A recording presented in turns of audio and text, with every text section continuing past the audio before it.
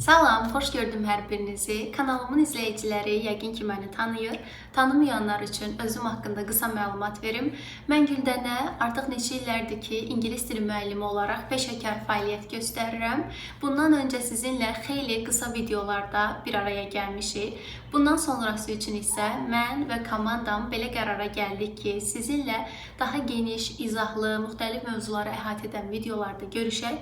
Əlbəttə ki, ingilis dilinə aid. Və ilk videom olduğu üçün ümumi olaraq ingilis dili haqqında, dərslərim haqqında, bu dilə olan tələbat haqqında və ingilis dili öyrənənlərin qarşılaşdığı əsas problemlər və onların həll yolları haqqında danışıram. Dərslərim speaking üzərində qurulub, danışıq yönümlü olduğu üçün videolarda əsasən üstünlüyü speaking dərslərinə, speaking izahlarına verəcəm. Amma bu demək deyil ki, qrammatik mövzulara toxunmayacağam. Yox, əlbəttə. Müxtəlif qrammatik izahları da geniş videolar şəklində əlbəttə sistemli olaraq səhifəmdə paylaşacağam. Bilirsiniz ki, ingilis dili qlobal və beynəlxalq bir dildir. Artıq günümüzdə insanlarımızın 70-80% demək olar ki, iş və ya gündəlik həyatlarında ingilis dili ilə bağlı hər hansı bir problemlərlə, hər hansı bir çətinliklərlə qarşılaşırlar.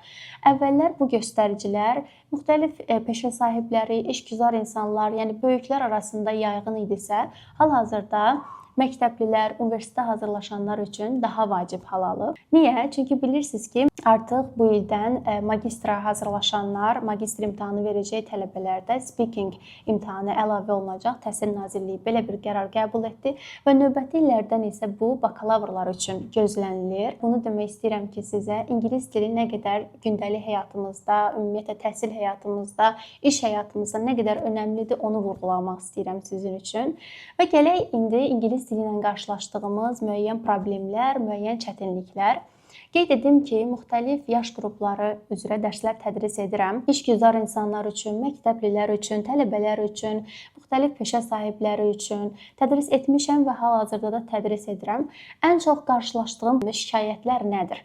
Birinci olaraq, məsələn, söz bazam var, ən əsası budur, amma cümlə qura bilmirəm. İkinci olaraq, sözləri öyrənirəm, amma tez-tez yadımdan çıxır, tez-tez unuduram, bunun üçün nə edə bilərəm? Üçüncü növbədə, listening bacarığım demək olar ki, yoxdur. Danışığım var, azdan çoxdan özümün fikrimi ifadə edə bilirəm, amma qarşımdakı danışanda nə cavab verəcəm, nə deyir, nə demək istəyir, heç nə başa düşə bilmirəm. Və bu kimi problemlər var. Bunun üçün çalışacağım müəyyən qədər sizə məsləhətlər verim. Özüm necə öyrənmişəm, tələbələrimə necə öyrədirəm, getdiyimiz yolu sizin üçün də danışım. Məsələn, ilk növbədə sözü öyrənirəm, yadımda qalmır. Bunu bütün yaş qruplarında olan tələbələrimdən eşidirəm. Az yaşlı da olsa, yeniyetmə də olsa, yaşlı da olsa, yəni fərqi yoxdur. Yaşlı tələbələrim, belə deyim, yetkin tələbələrim daha çox əlaqələndirir ki, yaşla əlaqəlidir. Xeyr, yaşla əlaqəli deyil. Sözü öyrənib yadda saxlamaq metodla əlaqəli olan bir şeydir. Yəni ən azından mən bunu praktikamda görmüşəm və ona görə bu dəqiqə sizin üçün danışıram. Məsələn, söz öyrənərkən əgər tək bir söz yadımızda qalmırsa, çalışaq ki, sözü mütləq cümlə içərisində istifadə edək. Yəni bu hökmləndir, mütləqdir. Mütləq cümlə içərisində söz istifadə olunmalıdır. Belə deyim də, necə yemək yeyərkən, məsələn, quru bir yemək bizim üçün dadsız olur, amma yeməyin yanında müəyyən məzələr olanda, salatlar olanda bizə daha dadlı gəlir. Eyni sözün öyrənməyin qaydası da o cürdür. Yəni necə ki onu bəzəsək, o söz daha tez bizim yadımızda qalacaq. Yox, elə tək-tək öyrənsək, əlbəttə ki, unudulacaq. Və sözləri öyrənərkən də bir dənə də məsləhət verim ki, çalışın müəyyən ifadələrin tərkibində də öyrənin. Bilirsiniz, ingilis dilində sözün özü başqa mənanı verə bilər. Söz hansısa bir ifadənin tərkibində işlənəndə başqa məna verə bilər. Buna görə çalışın ki, əgər həmin sözlə bağlı ifadələr varsa, araşdırın, onun tərkibində də öyrənə bilərsiniz. O da daha tez yadda saxlamağın bir yoludur. Keyfiyyətə fikir verin, kəmiyyətə fikir verməyin. Gün ərzində 30-50 söz əzbərləməyi çalışmayın. 10-15 söz əzbərləyin, amma dediyim kimi hər gün 5-10 dəfə həmin əzbərlədiyiniz, öyrəndiyiniz sözləri təkrar edin. Bu 10-15 sözü cümlənin tərkibində işlədin, özünüzdən cümlələr qurun. Bu da yadda saxlamağın yaxşı yollarından biridir. Növbəti olaraq deyə bilərəm ki, sözləri bir-birinə sistemli, əlaqəli olaraq öyrənin. Yəni kör-kəranə öyrənməyin, əzbərləməyin. Məsələn, tutalım mən özüm də tələbələrimlə yol gedirəm hal-hazırda. Məsələn, bu gün öyrənmişik travel mövzusu, düzdür və travel-a aid sözləri öyrənirik.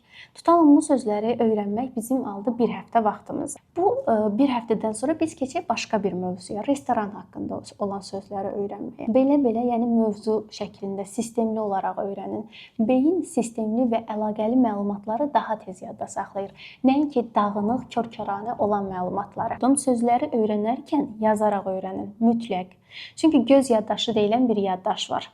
Biz necə ki sözləri yazdığımızda həmin sözlərə baxmaq məcburiyyətində qalırıq, düzdürmü? Və bu göz yaddaşı həmin məlumatı ötürür bizim beyin yaddaşımıza. Və bu da daha yaxşı yadda saxlamağa kömək edir. Yəni mən tələbəlik vaxtımda öyrənərkən belə öyrənirdim. Mütləq ki sözləri yazmalıydım. Hər hansı bir kör-kəranə olaraq telefondan və yaxud da kompüterdən öyrənib baxıb təkrarladığım söz mənim yadımda qalmırdı. Və hər öyrəndiyimiz sözü də gün ərzində çalışaq ki 5-10 dəfə də olsa öz-özümüzə, yəni 5-10 dəfə aralığında öz-özümüzə təkrar edək. Əmin olun ki, yəni belə etsəz fərqi görəcəksiniz ki, sonra doğrudan da söz yadda saxlamağın düzgün metodikası var. Növbəti olaraq gələk listening bacarıqlarına. Tələbələr şikayətlənir ki, az da olsa danışıq bacarığım var, amma ümumiyyətlə danışılanı başa düşə bilmirəm. Hansısa bir sosial şəbəkələrdə video materiala baxanda mütləq ki, alt yazıları oxumalıyam. Əgər alt yazı olmasa ümumiyyətlə heç başa düşə bilmirəm. Bu normal problemdir. Bu problemlərlə də demək olar ki, tez-tez qarşılaşıram. Məsləhətim sizə nədir? Çalışın birinci ilk növbədə başlayanda səviyyənizə uyğun materiallar seçin. Yəni birdən-birə yüksək səviyyədən başlamayın. Əlbəttə ki, çıxılmaz vəziyyətə düşəcəksiniz, çıxılmaz durumda qalacaqsınız. Və gün ərzində 15-20 dəqiqə hər gün çalışın ki, listening eləyin. 15-20 dəqiqə artığı məncə zərərlidir. Yəni 1 saat, 2 saat gün ərzində oturub baxmaq lazım deyil. Növbəti olaraq, əgər heç nə başa düşmədinizsə, bir listeningə baxdınız və heç nə başa düşmədiniz. Birinci olaraq mərhələli şəkildə bunu necə izah edin? Birinci olaraq ümumi listeningə qulaq asın, mövzunu anlamağa çalışın ki, orada söhbət nədən gedir. İkinci mərhələdə bilmədiyiniz sözləri özünüzə lüğət olaraq çıxardın və öyrənin. Üçüncü mərhələdə isə çalışın qulağınızı ekrana fokuslayın. Yəni artıq orada göz təması olmasın. Əgər sizin üçün danışıq sürətlidirsə, danışığın sürətini azaldıb elə də qulaq asa bilərsiniz. Yəni bu belə deyim də periodla davam etsəz, bir neçə ay sonra dinləmədə xeyli görəcəksiniz ki, inkişaf edib dinləmə bacarığınız xeyli artıb. Ən çox rast gəlinən problemi, ən geniş yayılmış problemi və ən geniş izah tələb edən problemi sona saxladım. Nədir? Təbii ki, cümlə qurmaq. Tələbələr deyir, müəllim, danışanı başa düşürəm, müəyyən qədər dinləmə qabiliyyətim var. Başa düşürəm ki, o nədən söhbət eləyir. Müəyyən qədər söz bazam da var. Amma gəl ki, mən ona cavab vermək istəyəndə bilmirəm, cümlə qura bilmirəm. Harda başlamalıyam fikrimi, harda bitirməliyəm, hansı sözü əvvələ keçirməliyəm, hansını sona saxlamalıyam? Heç bir fikrim yoxdur. Bunun üçün mən həmişə deyirəm ki, biz Azərbaycanlı olduğumuza görə müəyyən qədər Azərbaycan dilində cümlə quruluşunu bilmək lazımdır. Məsələn, biz nə öyrənmişik? Azərbaycan dilində cümlə üzvləri var, düzdürmü? İngilis dilində də var.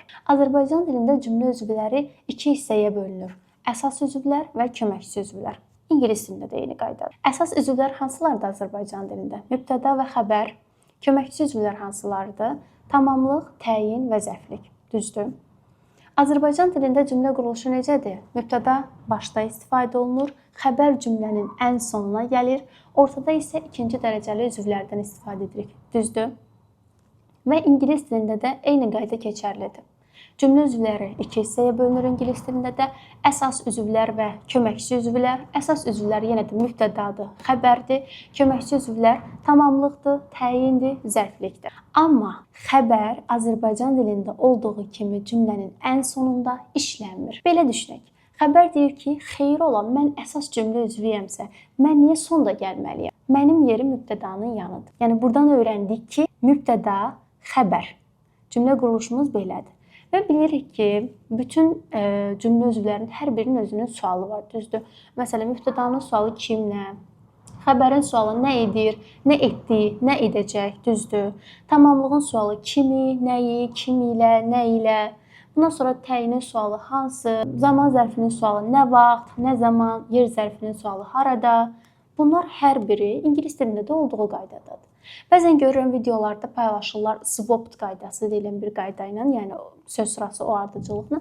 Bəzən insanın ağlına oradakı məsələn s hərfi nəyi bildirir? Subject. Yəni mübtəda deməkdir. O belə insanın ağlına cümlə quranda gəlmir. Buna görə də həmişə deyirəm ki, tələbələrə cümlə qurarkən sual verin sözə.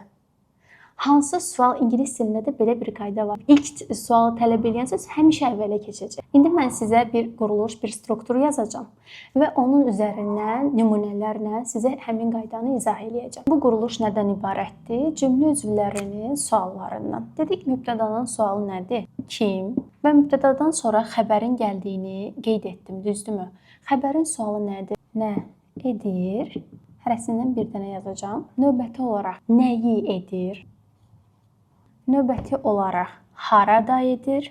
Ən sonda isə nə vaxt edir? Bu quruluş kim, nə edir, nəyi, harada, nə vaxt? İndi buna uyğun məsələn bir dənə nümunə deyək. Qardaşım hər bazar parkda futbol oynayır. Birinci olaraq kim? Qardaşım. My brother. Nə edir? Oynayır. S qoydum çünki qardaşım üçüncü şəxsdir və bilirik üçüncü şəxsdən sonra feilin sonuna S şəkilçisi əlavə etməliyik. Növbəti olaraq nəyi oynayır? Futbol oynayır. Növbəti olaraq harada? Nə dedik? Parkda. Və nə vaxt? Every Sunday. Gördünüz, buradakı quruluşu buradakı cümləmdə tətbiq etdim. Cümləmin ümumi şəkli My brother plays football in the park every Sunday. Bu da mənim cümlə quruluşum. Bu kiçik cümlələr üçün, yəni belə deyim də sadə cümlələr üçün bu cümlələrə aiddir, amma mürəkkəb cümlələrdə bilavasitə bu sistemlə qurulur. Yəni cümlə quruluşu stabildir. Bilirsiniz, Azərbaycan dilində söz sırasının yerini dəyişə bilirik, inversiya edə bilirik, amma ingilis dilində demək olar ki, yox. Və həmişə mən tələbələrimə də deyirəm ki, sual verə-verə cümləni qurun. Tələbələr də çaşır ki, müəllim bilmirəm axı nəyə sual verəcəm, necə sual verməliyəm. Baxın, elə bu cümlənin üstündə unutdum deməyi təzədən qeyd edim. Sual vermək qaydasını göstərirəm. Hər zaman xəbərə sual veririk. Məsələn, burada xəbərimiz oynamaq feilidir. Qardaşım oynayır. Nəyi oynayır? Futbolu.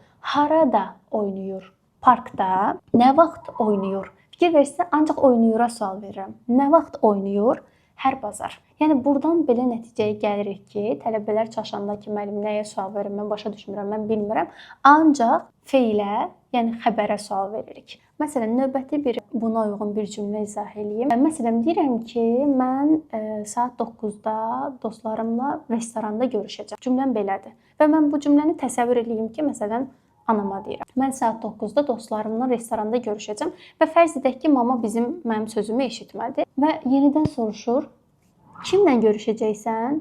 Yəni mamaya birinci lazım olan mənim kiminlə görüşməyimdir. Əminəm ki, bütün mamalar belədir. Yəni kiminlə görüşəcəksən sualı onlara bizim təhlükəsizlikdə olduğumuzu bilmək üçün birinci ona o maraqlıdır.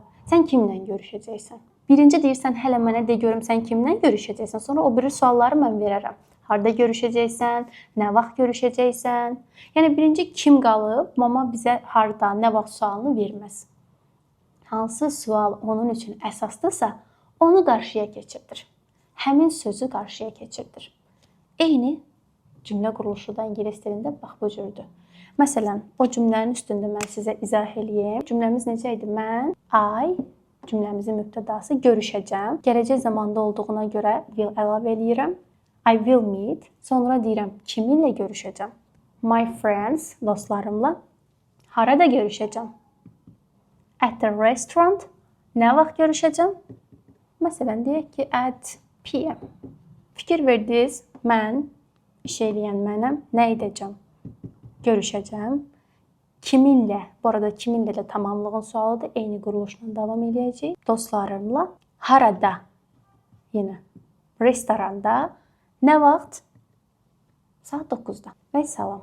İnşallah ümid edirəm ki, cümlə quruluşunu başa düşdünüz. Başa düşmədiyiniz bir şey olarsa, şərh bölməsində mənə bildirə bilərsiniz. Sizə qaranlıq qalan nə isə bir şey, ümumiyyətlə aydın olmayan, yaranan hər hansı bir sualda şərh bölməsində mənə bildirə bilərsiniz. Dəstəyiniz üçün öncədən hər birinizə təşəkkür edirəm.